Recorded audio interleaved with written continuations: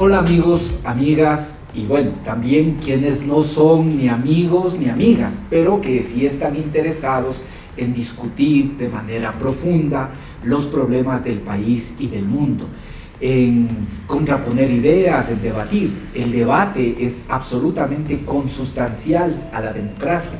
Por lo tanto, no se trata de homogeneizar y que todos pensemos igual, no se trata de invitar a que puedan seguir este podcast únicamente quienes piensan como yo, sino esté abierto para poder generar debate. Creo que en este momento es fundamental poder generar discusión. Pasan tantas cosas en el mundo, en la región y en el Ecuador que se requiere necesariamente debatir, se requiere necesariamente discutir. De tal manera que ahora retomamos esta serie de podcasts. Esperamos hacerlo de forma más periódica, nos hemos propuesto hacerlo una vez por semana, no sé si lo vamos a lograr, ¿sí? Pero se trata de poder tener mayor periodicidad. También queremos que no solo sea un monólogo, buscaremos invitar a otras personas que conozcan del tema. No voy a intentar hacer de periodista cuando no lo soy o de mal entrevistador, porque evidentemente esa no es mi experiencia, no tengo estas habilidades, sino básicamente de conversar, y de conversar no solo con las personas que invitemos, sino también con ustedes, básicamente con ustedes, que ustedes también puedan comunicarse, que ustedes también puedan transmitirnos sus inquietudes, que puedan transmitirnos sus puntos de vista. Ojalá que lo hagamos con absoluto respeto. Yo sé que hay muchas personas que discrepan, que piensan distinto, y eso es correcto. Eso, mientras estas opiniones permitan profundizar el debate o por lo menos mantener los puntos de vista con fundamento, eso es adecuado. Esperemos que no sea solo un ejército de trolls señalando siempre insultos o descalificando. No, la idea es que podamos debatir, que podamos discutir sin permiso, con absoluto respeto, pero también intentando darle profundidad a cada uno de los temas. Bueno, con esto, con estas palabras, quiero reiniciar esta serie de podcasts que vamos a buscar mantenerlos de forma periódica. También a través de estos intentaremos discutir lo que pasa en la región. Hay muchas cosas que están sucediendo en Colombia, hay todo un debate, por ejemplo, respecto de la reforma laboral que está desarrollando el presidente Petro en este mismo momento. De igual forma, hay un debate respecto de lo que pasa en Bolivia, las próximas elecciones en Bolivia, y de igual manera en Perú, en donde sigue preso quien fue electo por el pueblo peruano, el expresidente Pedro Castillo, y hay un régimen que, aunque cuando asumió se asumía que sería transitorio, parece que será el que concluya el quinquenio 2021-2026. De tal forma que en la región andina también están sucediendo cosas. Parte del Parlamento andino, por lo menos, es Chile, aunque no es de pleno derecho en la comunidad andina. Y en Chile también está abocado a un próximo proceso electoral. De tal forma que hay muchas cosas que discutir, hay muchos temas que podamos abordar. Ahora, en esta primera entrega, quisiera discutir con ustedes, quisiera exponerles a ustedes algunos puntos de vista respecto de si estamos o no efectivamente empezando un nuevo ciclo. El 24 de mayo inició el periodo de gobierno. No es nuevo porque es un gobierno que ya estaba en funciones, un gobierno que además para ganar utilizó todo el aparato de la función ejecutiva. Hasta hoy ni siquiera tenemos claridad de cuánto efectivamente empleó en los bonos, ¿sí? No tenemos, ¿no? Lo que sí ya a nadie nos asombra es que esos bonos para los jóvenes y para los adultos mayores, inmediatamente después de concluida la campaña y de posesionado el nuevo gobierno, se dijo que ya no iban a continuar. El ministro de Inclusión Social, de forma un poco ampulosa, nos dijo que van a buscar transferencias que sean sostenibles en el tiempo, pero evidentemente esto solo quedará en palabras. Lo de los bonos fue parte de la estrategia de utilizar los bienes del presupuesto general del Estado para ganar las elecciones. Esto es evidente. Y además de eso, de la utilización de los recursos del Ejecutivo, yo diría también utilizó toda la fuerza de otras funciones del Estado, por ejemplo, a nivel de las autoridades electorales, no le obligaron a que cumpla las reglas que son obligatorias para todos y para todas, sí, pero aquí ni siquiera que es un elemento fundamental de los regímenes liberales, parecería que se cumple, ni siquiera de que pueda todos ser iguales ante la ley. Pero ahora el tema es, ¿qué es lo que puede esperar el pueblo ecuatoriano? Creo que esta es la pregunta que efectivamente nos hacemos. ¿Qué es lo que puede esperar el pueblo ecuatoriano?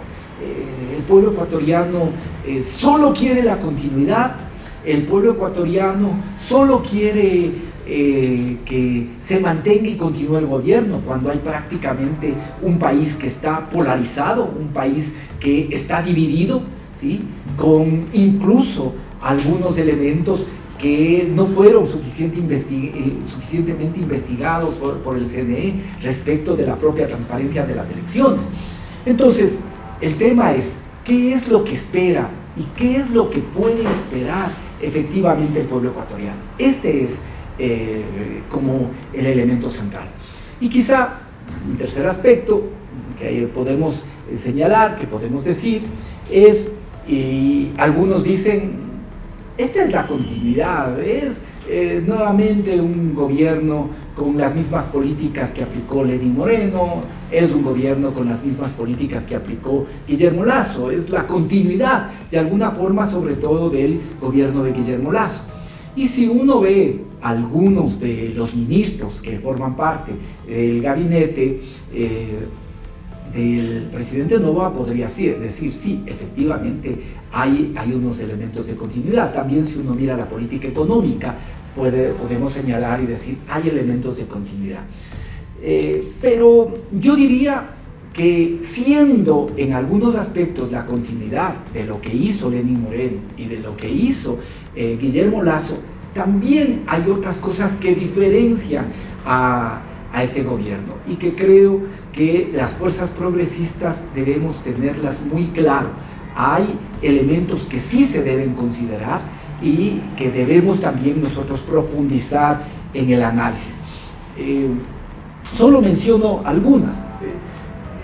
Creo que el gobierno del presidente Daniel Noboa quiere o busca desarrollar lo que se podría decir una disputa de hegemonía, es decir, no solo dominar a través de lograr el apoyo irrestricto de las Fuerzas Armadas, incluso ofreciéndoles o con la promesa de impunidad, ¿sí?, de las Fuerzas Armadas, de la policía, respecto de sus actuaciones, con la promesa de impunidad, quiere mantener esto, pero adicionalmente también no solo pretende o busca este proceso de dominar, sino también de alguna forma de convencer al conjunto de ecuatorianos, es decir, pretende crear un relato. Mucho se ha analizado de lo que fue el discurso de posesión del presidente Daniel Noboa, pero si uno ve ese discurso que no hizo un balance de la gestión, y era necesario hacerlo. Algunos dicen, no tenía por qué hacerlo porque estaba asumiendo el mandato. No, ya tenía 18 meses en el poder, y la propia Constitución dice que cada 24 de mayo se debe rendir cuentas al pueblo ecuatoriano de lo realizado. Por lo tanto, sí, en su calidad de presidente, que ya ha ejercido por 18 meses, debía haber realizado un balance de lo que han sido estos 18 meses. No hubo un balance, no hubo un anuncio de grandes obras, más allá de el ofrecimiento de 200.000 viviendas o de que se va a construir una torre oncológica en uno de los hospitales de especialidades más importantes que tiene el Ecuador, aunque estos últimos años también ha sido desatendido, como el Hospital Eugenio Espejo, ¿sí? Pero no hubo anuncio de grandes obras. Entonces, ¿en qué se centró este discurso? ¿Y por qué señalo que, a diferencia de lo que pasaba con Moreno y Lasso, que sobre todo enfatizaban en la derrota del correísmo, en el anticorreísmo, yo creo que acá, en el caso de Daniel Noboa, sí hay como la pretensión de establecer una disputa hegemónica. Y por lo tanto, lo que busca es construir un relato que sea vendido, que sea consumido por la población. ¿Cuáles son como los elementos de ese relato? Los elementos de ese relato son la derrota de las mafias, la derrota de la corrupción y de la vieja política. Estos son como los tres elementos, ¿no? Y uno podría, solo en esto podríamos discutir por horas.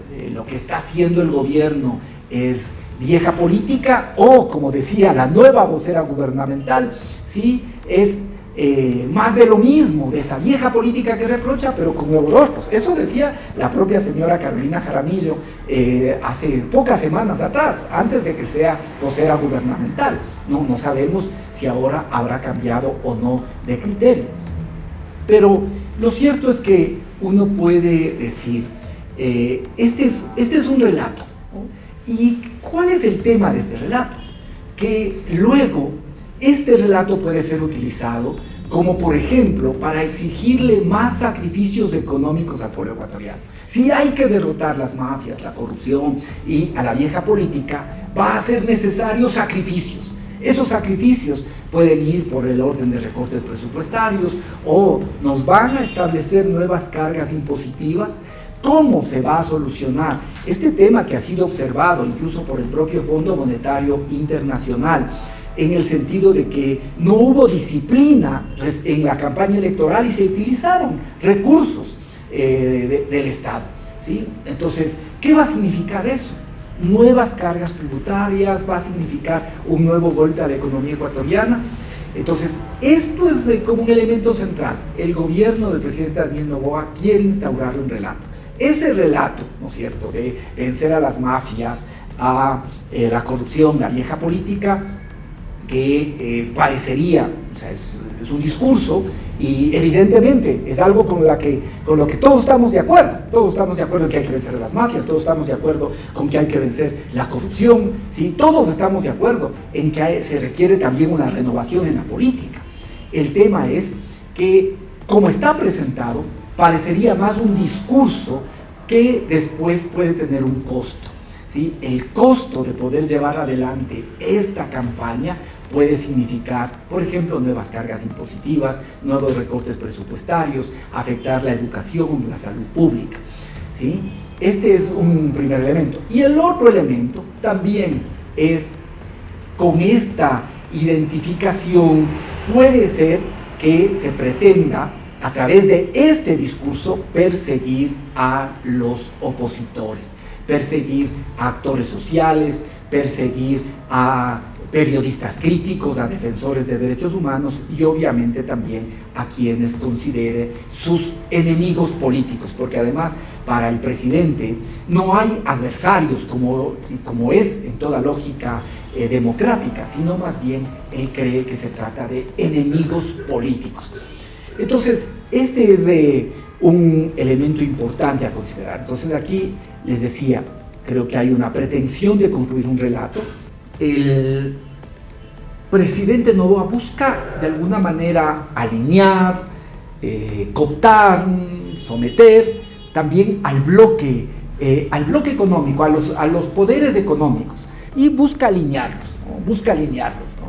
Entonces uno puede ver, por ejemplo, en que cómo esos distintos sectores, los sectores de las propias cámaras de la producción, por ejemplo, que han tenido en algunos momentos posiciones críticas, cada vez van más bien buscando alinearse, aunque también lo que uno puede entender y se puede saber es que también hay mucho temor, y hay temor sobre todo porque existe inseguridad jurídica en el país. Algunos antecedentes de cómo se ha manejado el tema de compras públicas, el tema de cómo se han utilizado las normas, hace que pueda existir temor en algunos bloques en el poder. Sin embargo, hasta ahora actúan alineados, y obviamente también los grandes medios de comunicación social, las grandes plataformas digitales actúan alineados, y parecería ser que hay una sola verdad, la verdad oficial, que se transmite desde el gobierno. De la misma manera, y aquí hay un tema muy complejo, se busca en el sentido más conceptual tener un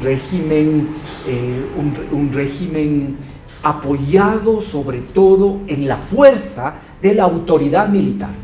No se entienda esto como una crítica a las Fuerzas Armadas ni a la Policía Nacional, no, sino más bien como una especie de buscar una cooptación por fuera de los marcos de la Constitución y la ley de las Fuerzas Armadas y la Policía Nacional.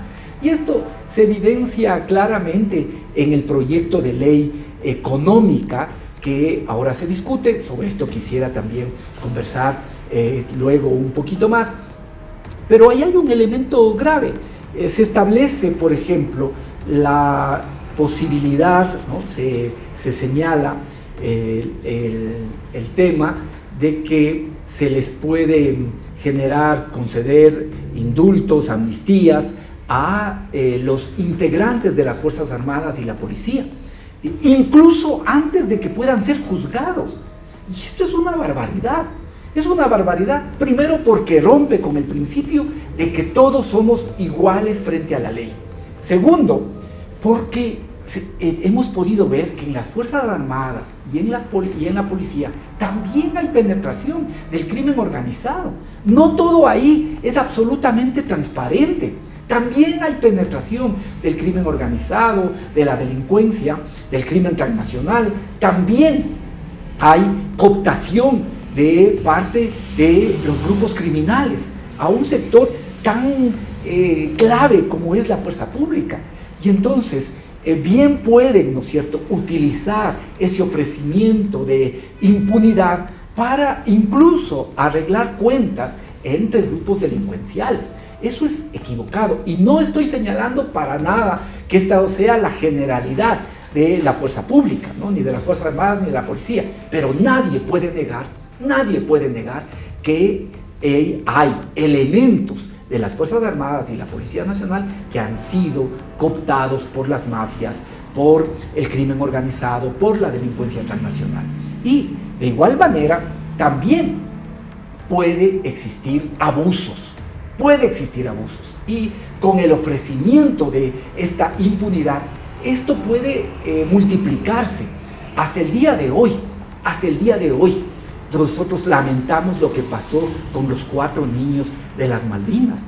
Estos 4 niños que finalmente fueron asesinados e incinerados. Pero todo empezó con una detención y una desaparición forzada, arbitraria, ilegal e inconstitucional, ¿sí? Y a partir de eso se han denunciado muchos otros casos de jóvenes, de adolescentes que fueron detenidos y que hoy están desaparecidos. Entonces, esto también puede multiplicarse. Sin embargo, ¿sí?, sin sanear, porque hay que sanear a las Fuerzas Armadas y a la Policía, hay que ir a procesos de inteligencia y contrainteligencia que nos permita depurar a las Fuerzas Armadas y a la Policía para que efectivamente puedan cumplir su rol. Pero este proyecto de ley, lejos de poder desarrollar pruebas de confianza y mecanismos para depurar a las Fuerzas Armadas y a la Policía, lo que hace es sobre todo buscar generar procesos de impunidad. Entonces no podrán ser detenidos, no podrán, incluso se pretendía, eso se está modificando, que puedan ser juzgados a través de tribunales especiales, lo cual está prohibido por la propia Constitución de la República. Entonces, ¿esto qué es lo que hace ver? Que el gobierno busca de forma incondicional el apoyo de las Fuerzas Armadas y la policía. ¿Y cuál es el ofrecimiento? El de la impunidad respecto de sus acciones, sin considerar estas particularidades, sin considerar que esto puede llevar a abusos, ¿sí? Y al mismo tiempo que esto puede incluso ser utilizado por los propios grupos mafiosos. Pero aquí hay una discusión además más profunda, que es la que yo les quiero proponer a ustedes, y esa discusión más profunda es la que tiene que ver con que aparentemente el alineamiento que hace el gobierno, que hacen los grandes medios de comunicación, que hacen las grandes plataformas mediáticas, es que es algo contrapuesto, la lucha contra la delincuencia con el respeto a la Constitución, con el respeto a la ley. Incluso ahora casi es políticamente incorrecto hablar de la defensa de los derechos humanos. Y eso es absolutamente absurdo desde una perspectiva democrática. Desde una perspectiva democrática, ¿sí? La lucha contra el crimen organizado, contra la delincuencia transnacional, ¿sí? Tiene que hacerse desde la fuerza del Estado. Y el primer elemento de la fuerza del Estado es el respeto precisamente a la Constitución y a la ley. Esto es lo que está de fondo. Esto es lo que está de fondo. Nos quieren convencer de que para luchar contra la inseguridad todo vale. Y eso no es así. Hay experiencias de países vecinos en los que eso terminó en tragedia, eso terminó en falsos positivos, con más de 7,000 jóvenes asesinados, ¿sí? Con el tema de que eran o que se reportaban como guerrilleros, ¿sí? Aquí, ¿qué es lo que puede pasar? Jóvenes que después van a ser reportados como delincuentes, como parte de los GDOs, y por eso ser asesinados. Esto es importante pensar. Todo poder tiene que ser controlado. Esa es la esencia de la democracia. Todo poder debe ser controlado. Y más, en una democracia tiene que controlarse al único poder que tiene la potestad de las armas. Evidentemente, tiene que fortalecerse la capacidad operativa de las Fuerzas Armadas y Policía para enfrentar a las mafias, para enfrentar a los grupos delincuenciales, pero para eso no podemos caer en este relato que se debe atropellar la Constitución y la ley. Eso es absolutamente absurdo. Pero esto es parte de este relato, ¿no es cierto?, de buscar convertir en un régimen, como les he señalado, un régimen de características militares, conceptualmente hablando. Vuelvo a decir, esto no se trata de estar en contra de las Fuerzas Armadas y la policía, sino de conceptualmente estar en contra de que haya poderes que no sean controlados en una democracia. De igual manera, ustedes ven cómo se busca alinear a los medios de comunicación. De igual forma, creo yo que el gobierno también busca una disputa en el territorio, y estaría bien que cualquier partido, cualquier movimiento, creo que todos deberíamos aspirar, que cualquier movimiento sea un movimiento realmente organizado, que tenga bases, que tenga instancias de base en cada parroquia, cantón, provincia. Esto es sano para la democracia, que existan partidos y movimientos fuertes. Eso es lo que se necesita, eso se requiere. Generalmente se alude a que parte de los problemas del presidencialismo es tener partidos débiles, ¿sí? Entonces, esto no habría por qué reprocharle que el presidente Noboa quiera fortalecer su movimiento, no, esto es lo que todos deberíamos hacer, debería hacer el partido de gobierno y deberíamos hacer quienes estamos en una perspectiva de oposición democrática, y todos aquellos que quieran participar en la política deberían tener movimientos realmente estructurados, no esas especie de empresas electorales que incluso se llegan a vender las casillas en tiempo de elecciones. ¿Cuál es el problema? La falta de un sentido democrático, y eso sí hay que decirlo. El presidente y el ejecutivo, de alguna manera, lo que busca es lo que se pretende, lo que se busca es como someter, como cooptar, como controlar a las autoridades locales. O se someten, ¿sí? O no hay presupuestos. O se someten y responden a la línea presidencial, o no hay el apoyo, por ejemplo, para los avales que son necesarios para lograr financiamiento internacional, para obras que benefician a la ciudadanía, ¿sí? O se someten o vienen procesos de persecución por distintas vías. Esto es lo complejo, porque, por ejemplo, las asignaciones, la propia Constitución, el propio COTAD dice que tienen que ser predecibles, directas e inmediatas. Sin embargo, nosotros vemos que hay una enorme deuda con los gobiernos autónomos, descentralizados, a los que no se les paga y que muchas veces se utiliza criterios políticos precisamente para realizar o no esas transferencias.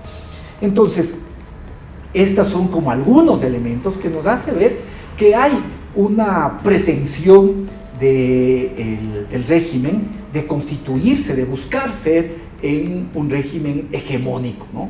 Adicionalmente, también hay que decir que busca tener el control de parte de todas las funciones del Estado, que todas las funciones del Estado estén subordinadas al Ejecutivo. Ahí tienen un problema con la Asamblea, porque aunque han publicitado que han logrado una mayoría, más allá de lo que muchos analistas dicen, yo creo que esa es una mayoría frágil. Es decir, si ustedes ven las votaciones que logran son entre 77 y 80 votos. Es decir, es una mayoría frágil y es una mayoría además un poco antinatura. Es una mayoría que se conforma con el movimiento de gobierno, pero además con el Partido Social Cristiano. No nos debe extrañar, el Partido Social Cristiano, no todos, creo que hay excepciones incluso, no hay una unidad, ¿sí? Pero creo que finalmente puede haber muchos elementos de afinidad, aunque yo creo que sí hay una disputa en cambio política por el territorio. Lo que sí ha sorprendido sobremanera es lo del movimiento Pachacuti. Eso sí ha sorprendido. Tampoco hay cómo generalizar, ¿sí? Creo que en la lógica del gobierno actúan 5 o 6 legisladores de Pachacuti, otros se mantienen coherentes con los principios de ese movimiento, ¿sí? Pero esto sí sorprende porque pudieron ganar las curules incluso con un discurso y ahora actúan con otro. Pero yo diría que ese sigue siendo como el tema que más le preocupa al régimen, porque no tienen una mayoría consolidada, no tienen una mayoría que sea homogénea, que comparta un plan legislativo, que comparta un programa legislativo. No, es una mayoría que quizá algún día se conozca cómo se conformó, quizá algún día podamos saber cómo efectivamente se logró conformar esta mayoría, a través de qué mecanismos se logró que esas voluntades ahora apoyen al régimen. Pero es una mayoría frágil, es una mayoría que siempre es frágil. Eso le preocupa al gobierno y por eso en estas primeras semanas hay como primero un proceso de buscar cooptar otros legisladores, buscar a través de distintos mecanismos que esos legisladores pasen a las filas oficiales, y por otro lado hay también el tema de invisibilizar a la oposición, no darles la palabra. Ya es, pero contrario a cualquier sentido de un parlamento. Los parlamentos están para eso, para hablar, para que se puedan escuchar distintos puntos de vista. No reconocerles que es el bloque mayoritario en la asamblea, más allá de que hayan logrado ahora cooptar a 1 o 2 personas, y no darles representación en el CAL, y encima poner a alguien que se fue de las filas del movimiento de la Revolución Ciudadana, y que esa sea la persona que ahora ocupe un puesto de representación en el Consejo de Administración Legislativa, ¿sí? O estos anuncios que son como el invento del agua tibia, que ahora sí van a cobrar las multas de inasistencias y atrasos, cuando eso prácticamente ha estado vigente desde la propia constituyente. Yo fui asambleísta constituyente y en la asamblea constituyente, se cobraban las multas de atrasos, ¿no? En un momento incluso se cobraba $10 por cada minuto de atraso, de tal manera que atrasarse 15 minutos era equivalente al descuento que era por un día de ausencia. Esto se ha reformado, pero esto está ya vigente, no es un gran anuncio, es simplemente tratar de desviar la atención sobre los problemas centrales. Y los problemas centrales son cómo efectivamente se puede tratar a través del legislativo temas que contribuyan a solucionar los grandes problemas de la gente. Y con eso, quizá, y ya para cerrar, me quiero tratar rápidamente estos proyectos que están económicos urgentes. Este proyecto denominado para desarticular la economía criminal vinculada al conflicto armado interno, ahora está discutiendo incluso cómo se va a llamar, si se va a llamar de solidaridad nacional. ¿Solidaridad con quién? Eso es lo que no queda claro, ¿no? Entonces, quizá unas breves reflexiones sobre esto que sí pueden interesar a todos, ¿no? El primero es, este es un proyecto efectivamente económico. Esto es muy grave, porque las leyes de emergencia que existen en muchas de las legislaciones del continente, en muchas de las legislaciones de la región, son precisamente eso, son temas para poder enfrentar momentos de urgencia, ¿sí? Yo creo que en el Ecuador incluso tenemos un buen mecanismo para resolver los temas de urgencia, a diferencia, por ejemplo, de otros países en los que se delega las facultades y las competencias legislativas en el Poder Ejecutivo. Esto es totalmente absurdo, que las facultades legislativas sean entregadas para que sea el propio presidente de la República el que pueda legislar. ¿Sí? Esto existe en otras legislaciones como proyectos de urgencia. En el Ecuador no. En el Ecuador se discute como cualquier ley. Eso dice de forma expresa la Constitución. ¿Cuál es la diferencia? Que el tiempo tiene que hacerse la discusión en 30 días. Entonces, el primer tema es,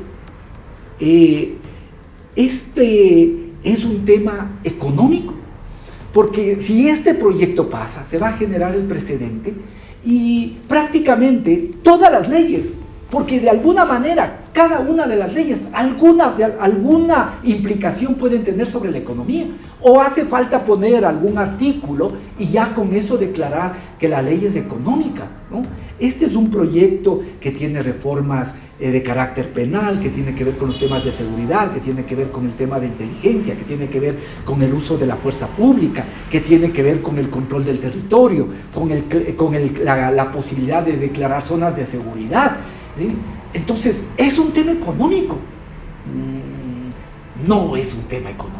Creo que aquí se está abusando de los proyectos que son considerados de urgencia económica. Se está abusando. Y creo que este proyecto tiene además algunos problemas. Se está discutiendo aún, se va a realizar el segundo debate el viernes, este viernes 6 va a realizarse el segundo debate. Sí, no tengo esperanza de que cambien muchas cosas en este proyecto y les vuelvo a decir, todos estamos de acuerdo. ¿Cómo enfrentar a las mafias? ¿Cómo enfrentar la corrupción? ¿Cómo enfrentar al crimen organizado? Pero yo creo que este es un proyecto que finalmente va a ser ineficaz, que no va a cumplir con ese objetivo, que está pensado más como propaganda política antes que para poder ser eficaz en el combate contra la inseguridad. No es un tema económico, se permite reconocer el conflicto armado interno por decreto, por ejemplo. Esto es absolutamente absurdo. O se declara zonas de seguridad, supuestamente a las zonas en las que operan los grupos criminales. Pero si mañana hay inconformidad en un sector del territorio por el tema minero, por decir algo, ¿Qué se va a hacer? Se va a declarar también una zona de seguridad y se va a quienes a atacar, no a los mineros ilegales ni a quienes hacen minería ilegal, sino a quienes se oponen, porque a la minería ilegal hay que combatirla.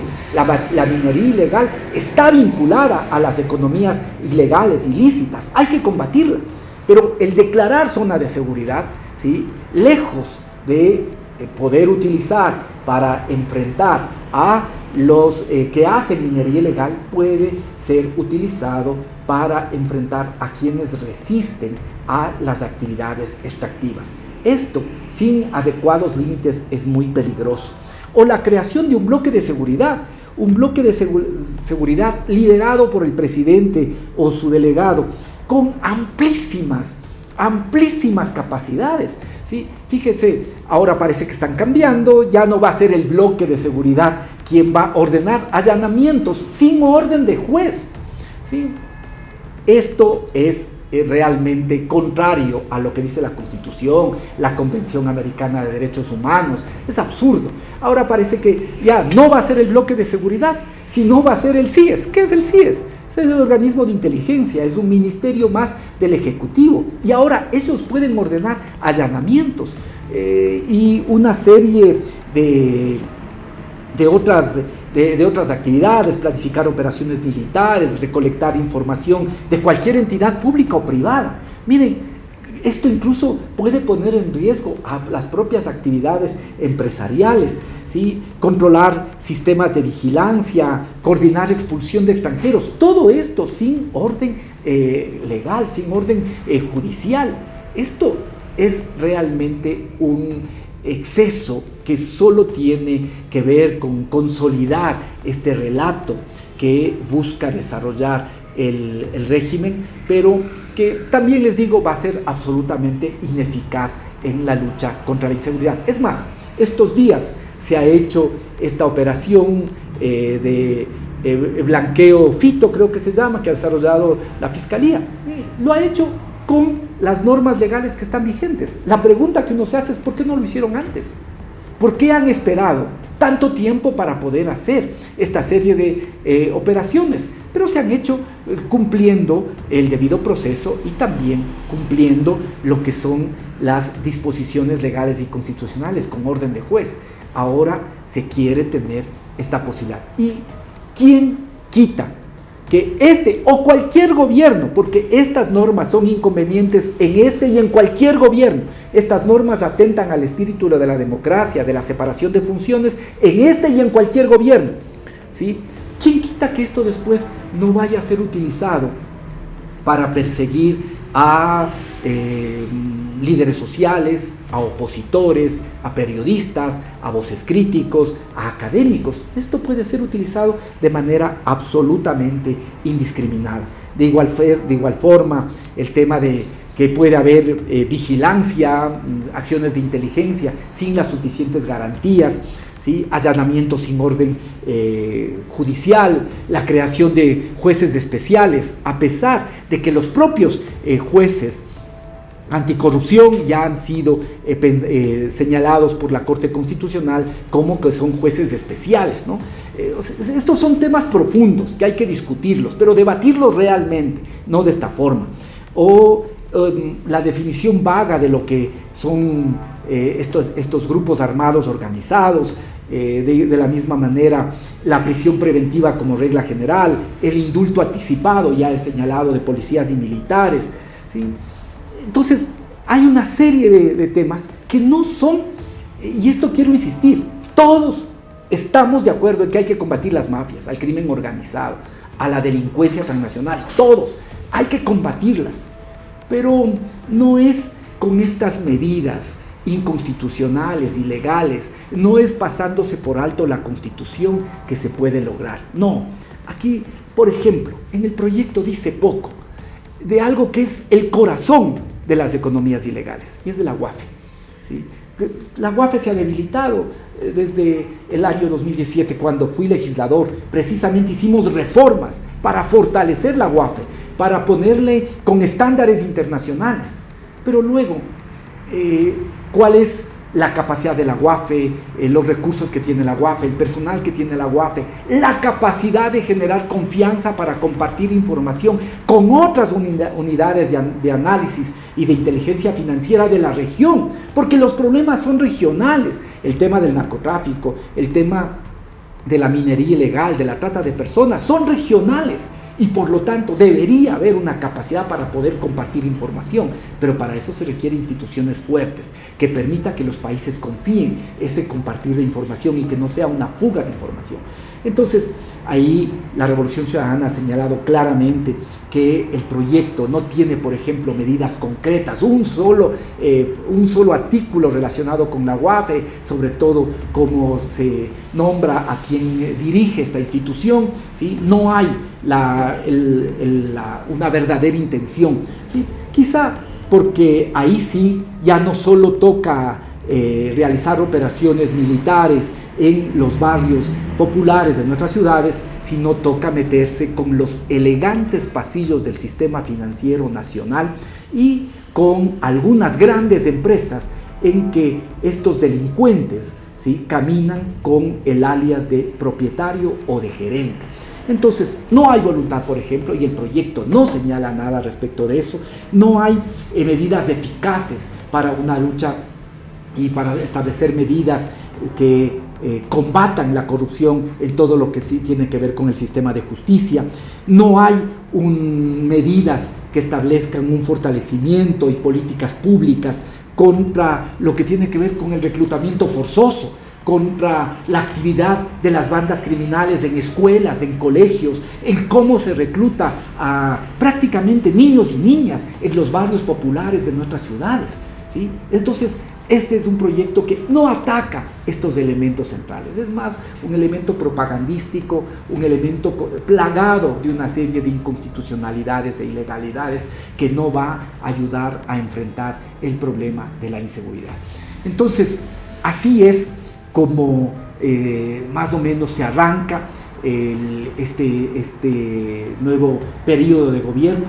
Se puede esperar cambios, transformaciones. La situación económica es muy grave. Vamos a tener un presupuesto del 2025 que va a tener un déficit por encima de los 7.000 millones de dólares. De igual forma, hay compromisos para el pago de la deuda externa por encima de los 5.000 millones de dólares. No hay normas que uno permita ver que puede venir inversión extranjera al país, que en el 2024 fue la más baja de los últimos años. Uno no ve pasos claros para poder recuperar la economía, para poder generar empleo, para poder generar fuentes de trabajo. No se puede ver. En el tema de seguridad, más allá de este proyecto de ley, que creo yo tiene el objetivo de fortalecer un relato, tampoco se ve ni se puede, no puede uno auscultar que exista una verdadera intención de enfrentar a las mafias, de enfrentar a todo lo que tiene que ver con el centro de las economías criminales, que es el lavado de activos. No se ve eso. Y en el plano social, bueno, les digo, todos vemos, ¿no es cierto? Es un país en el que siguen abandonados los hospitales y no nos han dicho qué hay como planes para recuperar la salud pública, la educación pública, incluso para recuperar la propia seguridad social.